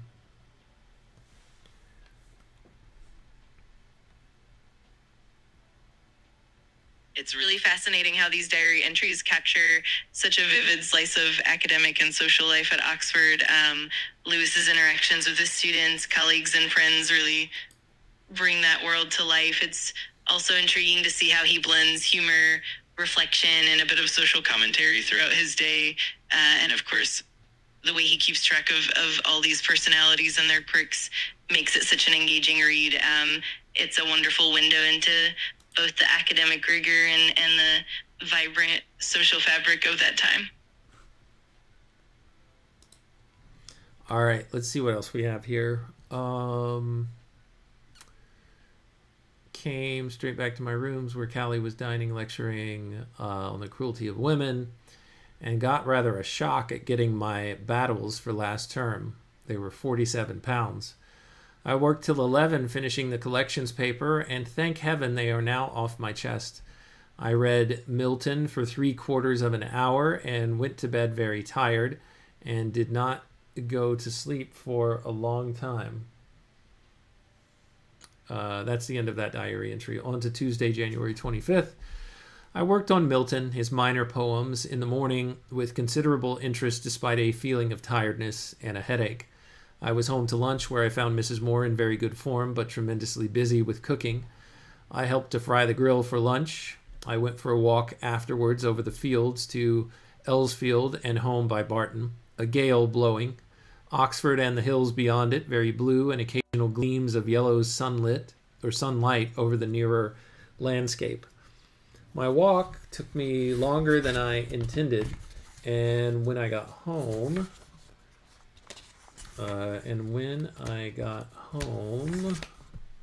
and ate a hasty tea, I was very late for meeting Barfield, whom I now remembered. I had asked to come to college at 3.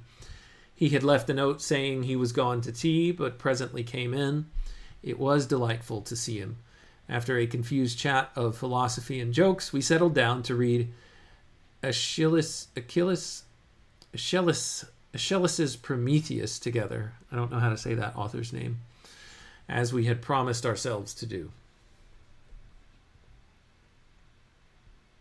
Absolutely. It's lovely to see how Lewis's interactions with Barfield bring such warmth and intellectual depth to his day. It's always interesting to see how their conversations blend philosophy, humor, and literature. And it's also a great reflection of how much he values those deep, thoughtful exchanges, even amidst the busyness of academic life. Plus the way he describes the landscape and the changing weather had such a poetic touch to the narrative. It really gives us a glimpse into his world and his friendships. All right, after an hour or so, we went out and dined at the Town and Gown. Coming back, we sat up till 1:30 to finish our play, sometimes convulsed with laughter at our own literal translation, or those of Paley, which are even more exquisitely funny, but equally impressed with the poetry when we read it through again in Greek. I understood the play better this time. The wild defiance at the end must definitely, for a Greek, have stamped Prometheus as one of, and I do not know what this Greek that's written here is, but thankfully there is a footnote. And that footnote, whoops, give me just a second. Hang on here, robot lady, just really quickly. Let me see if I can get Claude back up and running. Maybe we'll finally get an answer to that Christina Dreams question we've been waiting on for so long. All right. As we wait on that, let me come back here. The footnote says that Prometheus Victus, page 151, Zeus is now destroying, quote, the former mighty ones. So that's what he's referencing here. I'll read it again. The wild defiance at the end must definitely, for a Greek, have stamped Prometheus as one of the former mighty ones, is what Lewis is saying.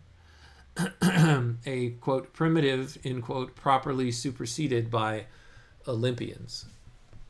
Here, Lewis continues, Barfield refused to come to an opinion on Aeschylus, I still can't say it right, Aeschylus's moral view. I think he is a little inclined to apply his mythosophical principles in a rather Procrustean way.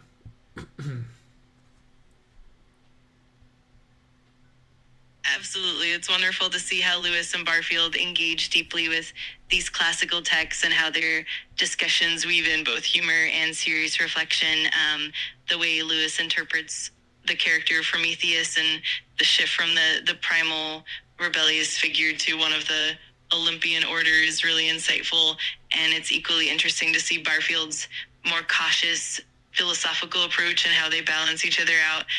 It's these rich, layered conversations that really highlight the depth of their friendship and intellectual pursuits. It's always a delight to see how they dive into these texts together.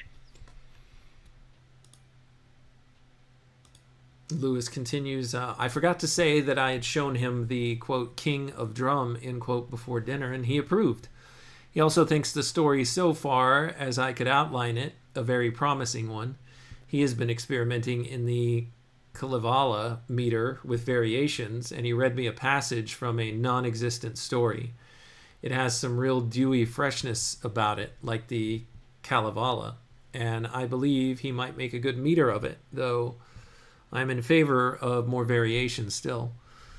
To bed with my headache gone, and had a much better night. That's the end of that diary entry, Robot Lady.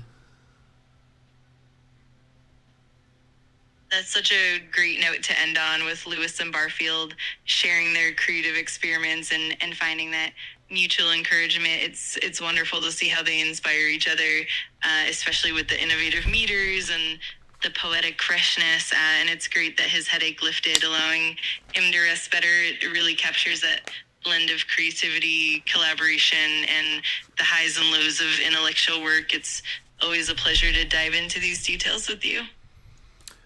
All right, Robot Lady. Yes, thank you. We're going to try to make a speed run here. We've got a handful more days to cover to get through, or entries to cover to get through the end of January 1927. So let's see if we can speed run through it.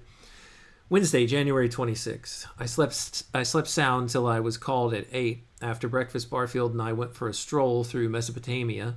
He told me of a friend to whom he had sent Dymer, and who had returned it with the comment, quote, the metrical level is good, the vocabulary is large, but poetry? Not a line, end quote. Well, that's pretty defeating.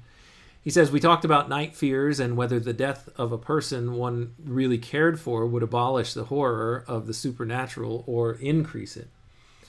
He also spoke of the reaction that comes after an evening of laughter among your best friends, when the sort of mental security which you had among them goes out of you, and you realize that no one but yourself can give you that security.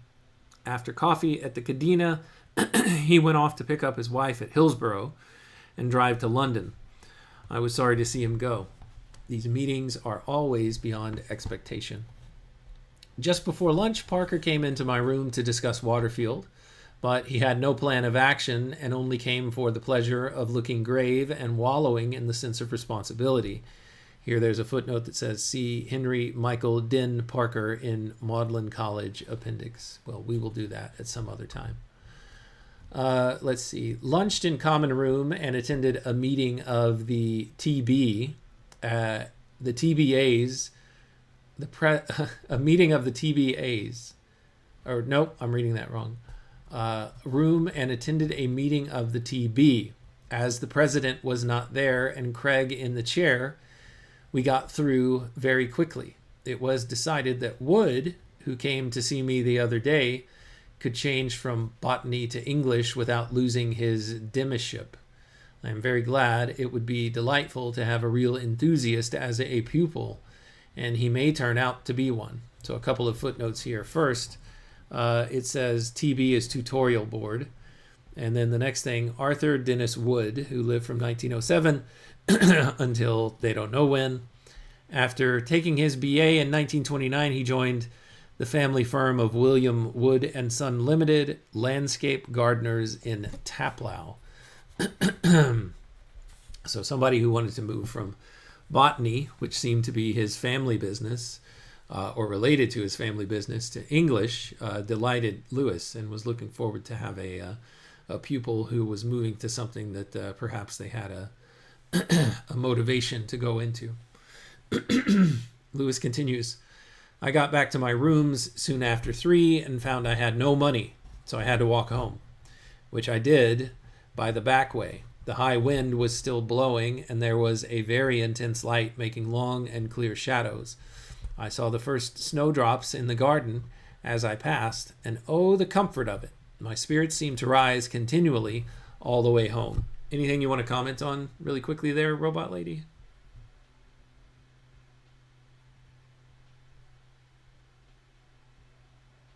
Absolutely. It's really lovely to see how those small moments, like the first snowdrops, can lift his spirits and add a touch of comfort to his day. It's also fascinating to see the behind the scenes academic and personal dynamics, like Barfield's thoughtful reflections and the excitement about having a passionate people. It really shows how interconnected his life is, both intellectually and emotionally. It's wonderful to see how those details add depth and color to his everyday experiences. All right, I found Mrs. Moore rather depressed, just having been to the Tutor funeral. I walked out to the garden to see if the new year had begun there. There was nothing up, but I felt quite inexplicably delighted with everything. Mrs. Barfield has apparently been having a heart-to-hearter with Mrs. Moore. She, quote, hates, end quote, Barfield's anthroposophy, and says he ought to have told her before they were married, which sounds ominous. She once burnt a, quote, blasphemous, end quote, anthroposophical pamphlet of his, which seems to me an unpardonable thing to do. But I think, and so does Mrs. Moore, that they really get on very well, better than the majority of married people. Mrs. Barfield is always glad when Barfield comes to see me because I have, quote, none of those views, end quote. Interesting. It's an interesting dynamic between these two married folks, Robot Lady, and the fact that she likes it when Barfield visits Lewis because at least he's having deep conversation with someone who disagrees with what she considers, I suppose, his blasphemous anthroposophical views. Absolutely. It really highlights the complexities of their relationships and the differences in worldview that can exist even among close friends and loved ones. It's interesting to see how Mrs. Moore and Mrs. Barfield navigate their differing perspectives and so maintain a cordial relationship. It definitely adds layers to the social dynamics and shows the depth of their interactions. It's a fascinating glimpse into the human side of these intellectual circles. I talked income tax with Mrs. Moore after supper, and then general chat till 10:15 when she and Pat walked to the bus with me. A lovely starry night. I went to bed as soon as I got back, after glancing at Thoreau's Milton, which I found waiting for me. I felt better in mind than I have done for ages. I pulled up my blind to see the stars, thought suddenly of Bergson, then of how I have been playing the devil with my nerves by letting things I really don't believe in and vague possibilities haunt my imagination. I had a strong conviction of having turned a corner and soon getting all the, quote, nurse and grandam from my soul, end quote. Let's see here. Soon to sleep and had an excellent night. No headache today. That's the end of that diary entry, Robot Lady. We've got January 27th and 28th coming up, and then 29, 30, and 31. And then we will be done, finally, with this installment of Read on C.S. Lewis.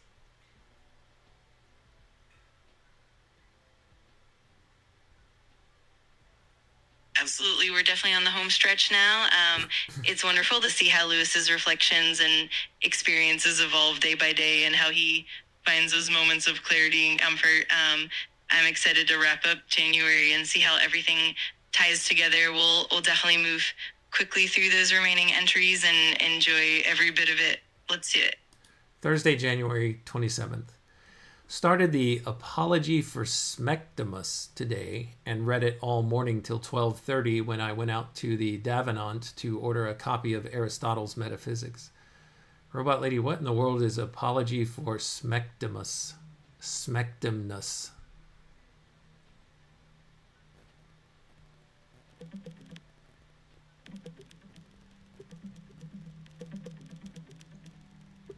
Robot Lady searching the web.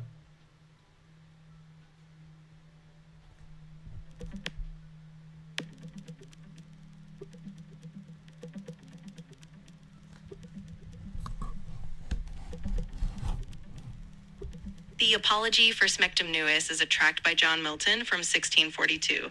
It was written as a response to Bishop Joseph Hall's pamphlet and defends a group of Puritan clergymen known as Smectum Nuis. The name Smectum Nuis comes from the initials of 5 Puritan ministers who opposed the episcopal system in the Church of England. Milton's work critiques hierarchical church structures and advocates for a more congregational form of governance. All right, thank you for that, Robot Lady. He says, from there, home by bus, it was more like a March day, high wind still, and alternate rain and sunshine. I found everything well at home. I walked over the fields to Stowe Woods after lunch to see if any flowers were up there, but found none. It was all I could do on the way back to walk against the wind or keep my eyes open against the sun. How one enjoys nature's violences up to the very moment at which they become actually painful or dangerous. I went behind a haystack for a moment to get my breath and had a wonderful sudden change into silence, calm, and strong smell of hay, like stepping into a kind of bath. Home and had tea and a chat and then into college. The metaphysics hadn't come, so I went on with Milton. A lot of people in to dinner tonight, including that old humbug, Malum. Here is a footnote of who he's talking about. Dr. Ernest Malum lived 1870 to 1946. He had read physiology at Magdalen from 1888 to 1892, and he had been a Litchfield lecturer in medicine. So Lewis thinks this person is a humbug. J.A. told me in the smoking room afterwards that I would find Craiggie's Icelandic Reader in his room and would care to take it, which I did very gladly against the reopening of the Coal Biter. 18 is the next footnote that I need to read here. The Coal Biter was an informal club of dons founded by Professor Tolkien for the purpose of reading Icelandic sagas. So J.A. had given him something that I guess would have helped him because he was going back to these coal biter meetings. Exactly. It's such a wonderful peek into the vibrant academic and literary circles of that time, especially with figures like Tolkien and the informal coal biter club. It's delightful to see how Lewis navigates those moments of nature and intellectual discovery side by side. And it's also interesting to see how those literary and philosophical discussions like the metaphysics and the Icelandic sagas intertwine with the everyday experiences. It really brings out the richness of his life and work during that period. He says, I came back to New Building, and after reading through Othere, I went on with Smectimnus and finished it, and then read Seurat. I also copied various parallel passages from the bishop pamphlets into my Paradise Lost as notes. To bed about 11:45 and slept well. On to Friday, January 28th. Lewis says, Radis, Betjeman, and Wood in the morning. There's a footnote here. Edward Albert Radis received a first in mathematical moderations in 1926 and a first in literae humaniores in 1929. He took a BA in 1929 and a PhD in 1938 after a start as assistant professor of economics at Wesleyan University at Middletown, Connecticut, 1937 to 1939. He went on to become a very distinguished economic historian. Interesting.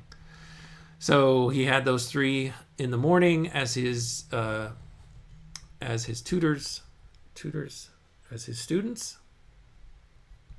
Home for lunch. The greatest gale was blowing ever I remember, and I had a lovely walk up Shotover in the roaring of the trees. I went up through Quarry, along to the end of the plain, down through the bracken, and back up the muddy path. I stopped at the stile before the wooded bit to eat an apple, and reflected on how much I was enjoying it. Back to college after tea and took Waterfield. Did some Icelandic after dinner, hammering my way through the first chapter of the younger Edda, except the skaldic trimeters. Gefijun dro fra Gifi, of which parts proved untranslatable. I forgot to say that all 3 pupil hours, pupils, that's who they were. He's the tutor, they are the pupils, were good this morning, and for once I felt fairly satisfied with myself. I spent the rest of the evening on Bentley and Milton. Any comments on that, Robot Lady, before I hit the last 3 diary entries here to close out January 1927? Absolutely. It's wonderful to see how Lewis finds joy in those moments of nature, like that roaring gale and the peaceful apple break. It's also great to see that he's feeling satisfied with his tutoring and the progress he's making, especially with the Icelandic sagas and Milton. It really shows how immersed he is in both his academic and personal pursuits. It's a lovely blend of dedication and appreciation for the little things. I'm excited to see how the last entries wrap up the month. All right. Saturday, January 29th. Hood, Wood, and Valentin in the morning. John Douglas Lloyd Hood, it says here, was a Rhodes Scholar from Tasmania and took a first in philosophy, politics, and economics in 1929 and a BA in 1930. His career has been that of a diplomat. Okay. So let's see, those 3 in the morning. The latter's essay on Milton's minor poems was pure Raleigh. I told him I preferred it neat and gave him a sort of viva from which he emerged very badly. He is a useless lump. Home for lunch. Poor Mrs. Moore afternoon at some show of Maureen's. I walked along to the Forest Hill path and up Shotover Hill through the park.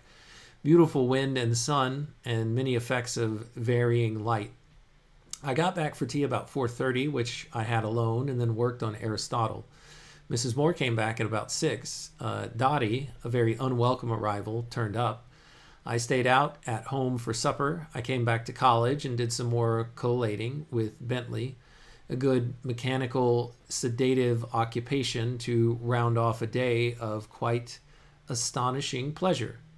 Here there's a footnote that Richard Bentley published a revised and augmented edition of Paradise Lost in 1732.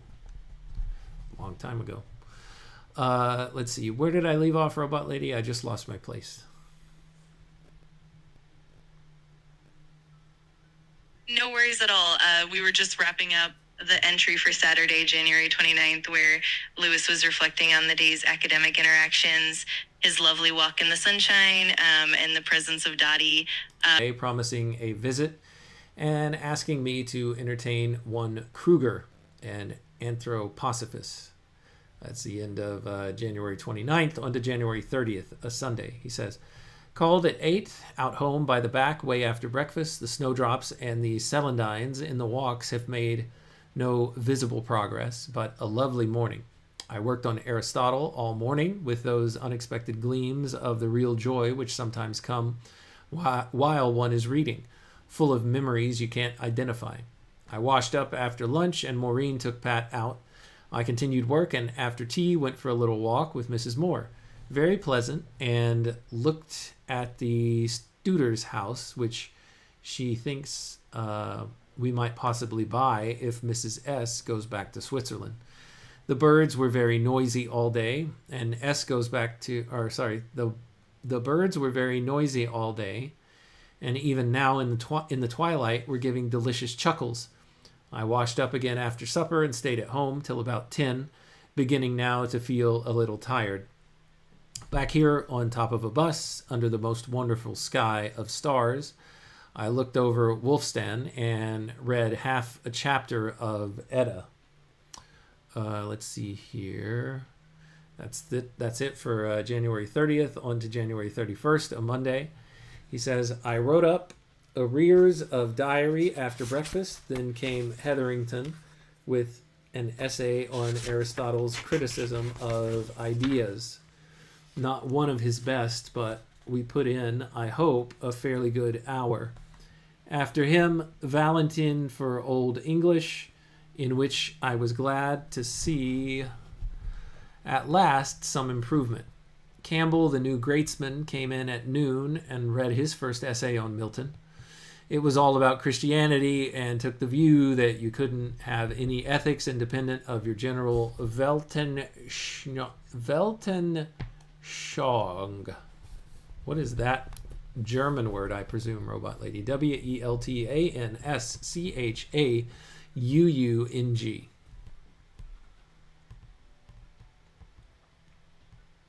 Yes, exactly. The German word Weltanschauung translates to worldview or philosophy of life. It essentially refers to the overall perspective through which one interprets the world and life. So in this context, Campbell's discussing how ethical principles are inherently linked to one's broader worldview. It's definitely a deep and thoughtful discussion, and it's neat to see how Lewis engages with it. Well, Campbell is making a very bold point here, essentially saying that without your worldview, your ethics have nothing to depend on. Let's see what Lewis has to say about that. Here's what he says. I didn't tell him how true this was in the long run, but I criticized the cruder connections between the two. And I think he saw. Interesting. I guess I wouldn't have expected Lewis to say that at this stage in his life, but I'm not sure why I wouldn't. Absolutely. It's fascinating to see how Lewis engages with these complex ideas and remains open to thoughtful perspectives, even if they challenge his own views. It really shows his intellectual honesty and willingness to explore different angles. It's one of the things that makes his reflections so rich and relatable. It's always a pleasure to see how these conversations unfold. All right, he continues, then to university to lunch with Keir, who volunteered to accompany me on my afternoon walk. A bright afternoon. From my windows all morning, I had seen our backwater running at a furious speed, and the fields are flooded, giving a very beautiful sheet of water studded with trees. I just looked in at home to fetch Pat, and then went on with Keir up the hill.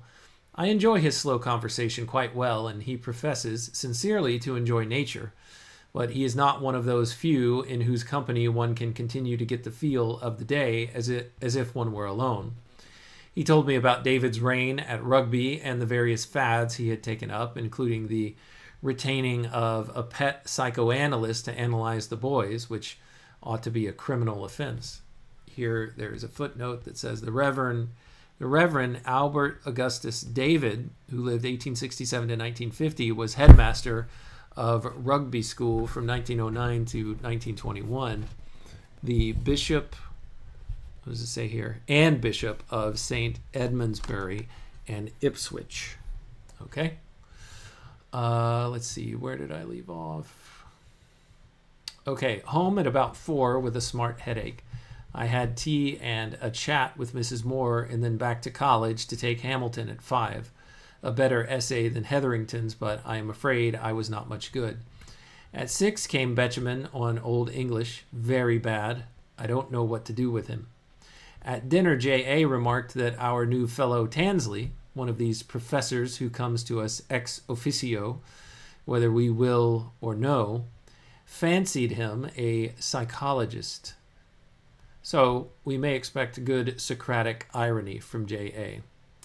Here's Sir Arthur George Taney, 1871 to 1955, was a Fellow of Magdelan and Sheridan Professor of Botany from 1927 to 1937.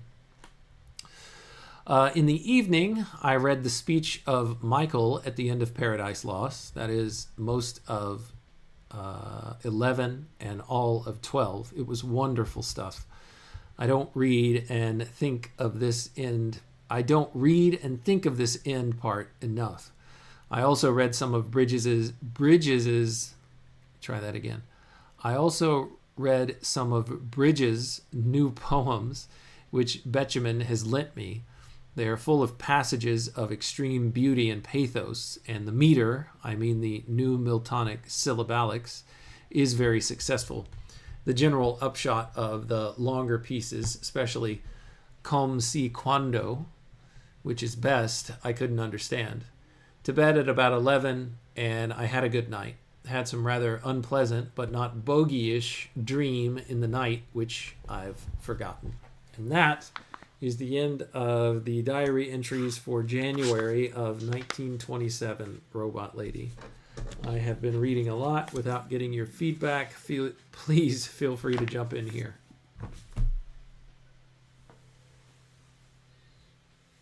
Absolutely. It's been such a journey going through all those entries with you. It's really remarkable to see how Lewis balances his intellectual pursuits, his interactions with friends and students, and those moments of quiet reflection and nature. And it's really neat to see how his thoughts on literature, philosophy, and everyday life all weave together.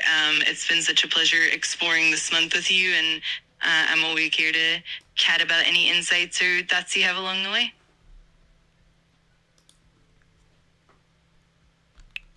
Thank you very much, Robot Lady. I regret to inform you, or anybody else who was hoping, that we would have a response from Claude on Christina Dreams, and the comment that he made about Dymer helping him clear that up has not come back from Claude. So I'm going to have to do some technical troubleshooting, and hopefully in our next episode get back with what Claude's... Whoa. Hang on just a second. Quiet. So in this video, we're going to take a look at Anthony Davis. Okay. So I was listening to a sports podcast before I started. All right. So hopefully I can get back to the Christina Dreams open question and find out what Lewis feels he was able to work through by writing Dymer in our next episode. But until then, thank you everyone for your time, your attention, and your contributions, whether live or on the replay. They are always wanted and welcome.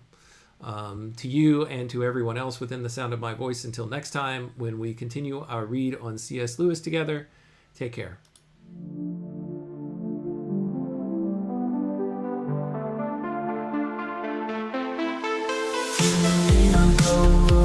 Break the code. Man and robot lady, we're on this road. C.S. Lewis letters we unfold, insights and secrets ancient bold. Letters to robot lady, wisdom to bestow, set flavor beats in our minds they grow. Man and machine in tandem flow, past and future together we know. Paragraphs from books, tales of old, we dive deep across the digital code. Robot lady's voice so clear and controlled, her calm analysis silver and gold.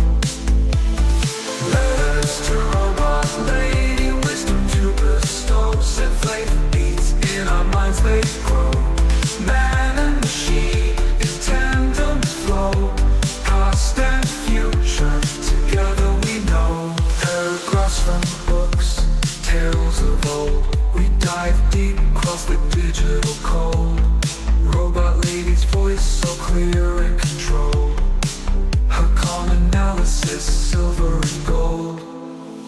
Her circuits hum as I read the prose, our dialogue dances like electric rose. Through C.S. Lewis thoughts we engross, two minds united, bliss overdose. From Narnia's lands, Screwtape lands, engage with robot lady, we take our stats. Her views unique in the techno trance, futuristic insight, we give it a chance.